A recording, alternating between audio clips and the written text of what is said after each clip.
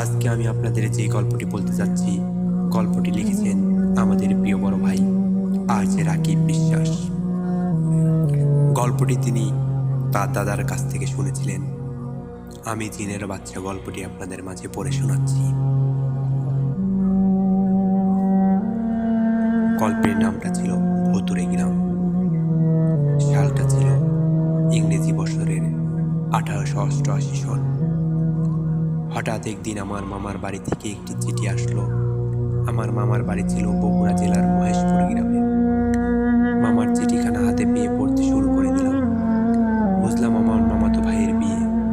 আমার মামাতো ভাইয়ের নাম রবি। সে অবশ্য আমার থেকে মাসখানেকের ছোট হবে।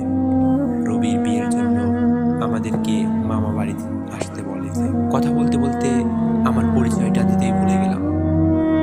আগে আমি মোহাম্মদ রাকিব বিশ্বাস। আমি ঢাকা শহরে ছোট্ট একটি চাকুরি করি, বাবা মায়ের সাথেই থাকি। মামার চিঠিখানা পড়ে বুঝলাম আমাদের বিয়ের বেশ কয়েকদিন আগেই যেতে হবে। কিন্তু বিপত্তি বাঁধল এই জায়গায়। আমাকে চাকুরি থেকে ছুটি দিবে না, সাফ বলে দিয়েছে।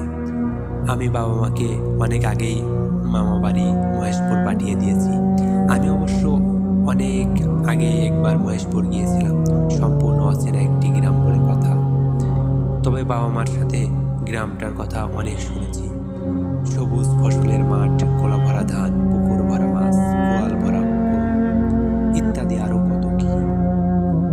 তবে এবার মনে হচ্ছে গ্রামটা নিজের চোখে দেখতে পাবো। অফিস থেকে ছুটি পেতেই সকাল সকাল মামা বাড়ির উদ্দেশ্যে রওনা দিলাম। সকাল 8টা কি 8:30টার দিকে স্টেশনে পৌঁছালাম। তখনই হঠাৎ স্টেশনের মাইকে শুনতে পেলাম রেল লাইনের কোনো একটা সমস্যার জন্য নাকি সকাল 8:45-এর ট্রেন 11:30-এ আসবে। আর কোনো উপায় না, উত্তর না পেয়ে স্টেশনে বসে থাকলাম অন্য লোকদের মতো। অবশেষে হাজারো বিপত্তির অবসান ঘটিয়ে 11:45-এ ট্রেন এসে পৌঁছালো। টিকিট দেখে নিজের কামরায় উঠে বসলাম। ট্রেন চলেছে তার আপন গতিতে, আর আমি নতুন প্রকৃতি উপভোগ করতেছিলাম। হঠাৎ কখন ঘুমিয়ে পড়েছি মনে নেই। ঘুম ভেঙে গেলে দেখি আমার সেই গন্তব্যে এসে পড়েছি। হাতে থাকা ঘড়িতে চোখ পড়তেই দেখি ঘড়ির কাটা বিকাল 4টা ছুঁই ছুঁই।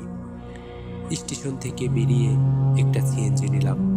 আমার মামা বাড়িটা শহর থেকে প্রায় অনেকটা দূরে। সিএনজি আমার মামার সাথে কথা বলতে বলতে বাস স্ট্যান্ডে চলে আসলাম। এবার বাঁধল মহাবিপদ। শহর থেকে গ্রাম বেশ খানিক দূরে হওয়ার কারণে গাড়ি চলাচল করে না। তবে মামা বলেছিল গরুর গাড়ি পাঠাবে, কিন্তু সেটা তো এখনো দেখতে পারতেছি না। প্রায় 1 থেকে 1.5 ঘন্টা পর দেখা মিলল সেই গরুর গাড়ির। আমি আর দেরি না করে তাড়াহুড়ো করে গাড়িতে উঠে পড়লাম। খানিক দূরে যেতেই অন্ধকারে ছুঁয়ে গেল। গ্রামটায় এদিকে হাড় কাঁপিয়ে শীত পড়ছে, সম্পূর্ণ রাস্তা জুড়ে কুয়াশায় ঢাকা। সামনে কিছুই দেখা যাচ্ছে না।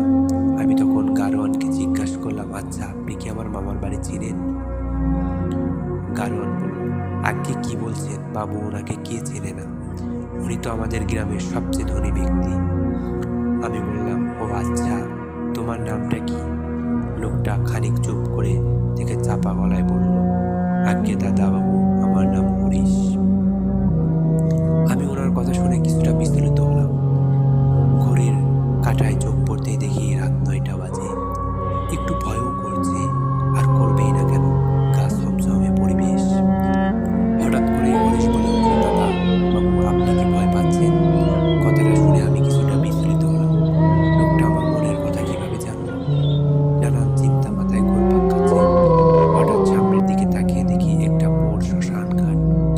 শ্মশান ঘাট থেকে নানান রকম আওয়াজ আসছে। তখন খুবই ভয় করছে। হঠাৎ দেখি গারোয়ান শ্মশান ঘাটের ভিতর দিয়ে গাড়িকে নিয়ে যাচ্ছে। আমি চিল্লিয়ে বললাম, কি করছেন আপনি? আমাকে কই নিয়ে যাচ্ছেন? আমাকে নামিয়ে দিন, কি আপনি? কিন্তু আমার কথা সে শুনছেই না। দেখলাম শ্মশানের বাইরে একটা বিশাল বড় বাবলা গাছের নিচে একটা ছোট মতো মেয়ে বসে কান্না করছে। কি বিভৎস শরীর! হঠাৎ গাড়ি থেকে নেমে গেল সেই মেয়েটির সামনে এসে আমি বললাম, কি হলো, গাড়ি থামালেন কেন? গারোয়ান বলল, আমি আর যেতে পারবো না দাদু, আপনি এখানেই নামেন। এখান থেকে আমার বাড়ি প্রায় 10 মিনিটের রাস্তা। আমি গাড়ি থেকে নেমে ভয়ে ভয়ে জিজ্ঞাসা করলাম, আপনার বাসা কই? সে ভয়ঙ্কর কণ্ঠে বলল, এখানে এই বাবলা গাছে।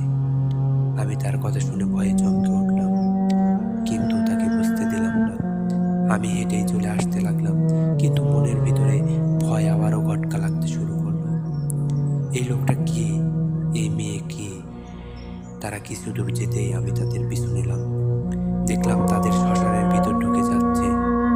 চারিদিকে ঘুটঘুটে অন্ধকার, হাজারো ভয়ঙ্কর শব্দ।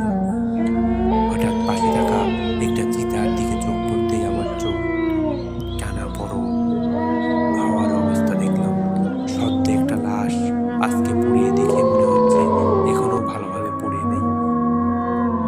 একটু এগিয়ে যেতেই দেখলাম সেই লোক আর মেয়েটা ওই পোড়া লাশের কলিজা বের করে ছিঁড়ে ছিঁড়ে খাচ্ছে। আমি ভয়ে চিৎকার দিয়ে ওখানে জ্ঞান হারিয়ে পড়ে যাই। তারপর আর কিছু মনে নেই।